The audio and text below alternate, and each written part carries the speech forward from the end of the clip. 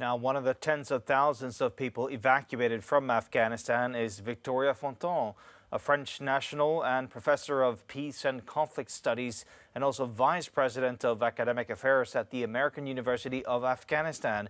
And Victoria joins us now live. Victoria, you were living there in Kabul and were evacuated this Saturday, returned to France. What was it like there in the Afghan capital before you could get out?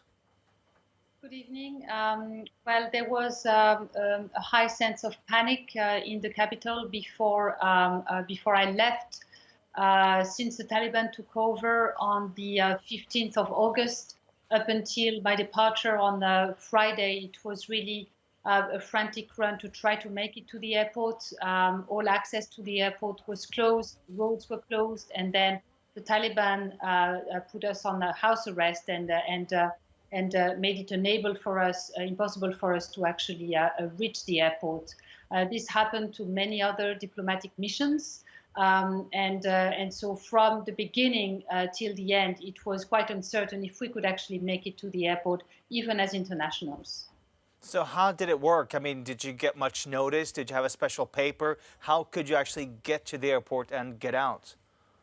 Well, there was a negotiation, and as with other diplomatic missions, some money exchanged for my contingent to be able to get to the airport. There was 425 of us, and of course, a lot of military equipment was left behind for us to be able to be released by the Taliban. And they searched us until the end. They took everything from us, even the radios at the end. And so then they put us on buses, and we were left to one of the airport gates, thankfully one of the lesser crowded airport gates, and it took us about 2 hours to be allowed inside the gate and inside the airport. So you actually had to pay the Taliban to be able to leave Afghanistan, is that right?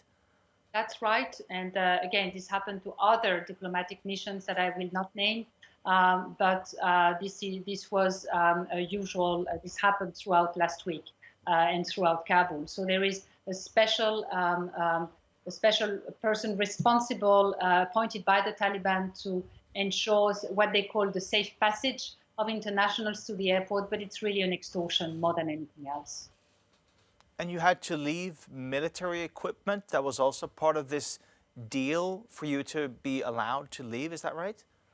For the company that was hosting us, absolutely, and a few $1 million worth of equipment, weapons, ammunition, armored vehicles, and just about everything that they had been using to secure the different embassies that they were in charge of throughout Kabul.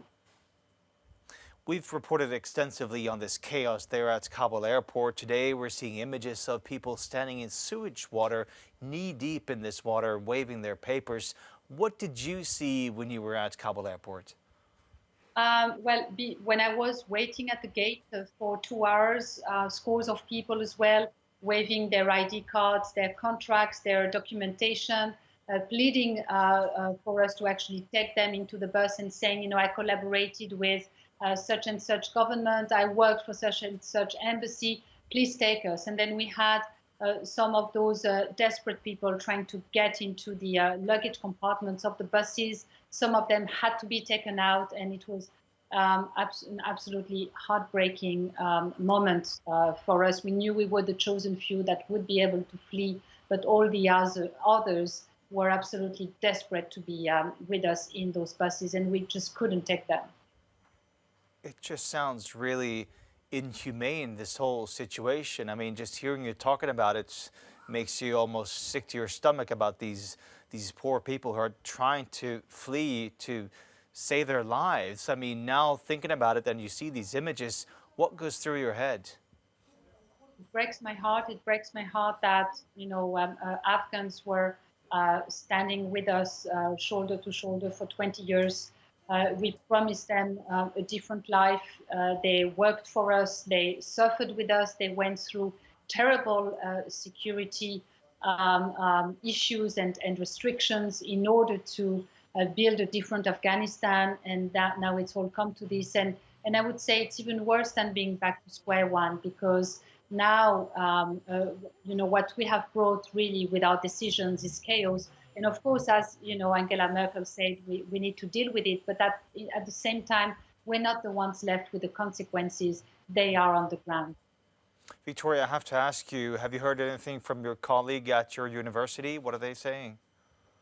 I've been working on lists of evacuees all afternoon, having to make choices of what's going to happen next to many of them, having to have conversations with them about which family members they're going to have to leave behind, and it's just a heartbreaking moment for all of us, and so but we will try all our best to get as many out as possible. But of course, the choice is not in our hands, and the Taliban are really the ones preventing right now everybody from getting out, because they know they cannot govern this country without the help of qualified individuals. They're an insurgency force. They're completely unprepared to rule Afghanistan. Of course, that makes it much more difficult even for your colleagues or even the students there at your university. Victoria Fontan, thank you so much for joining us here on Euronews Tonight.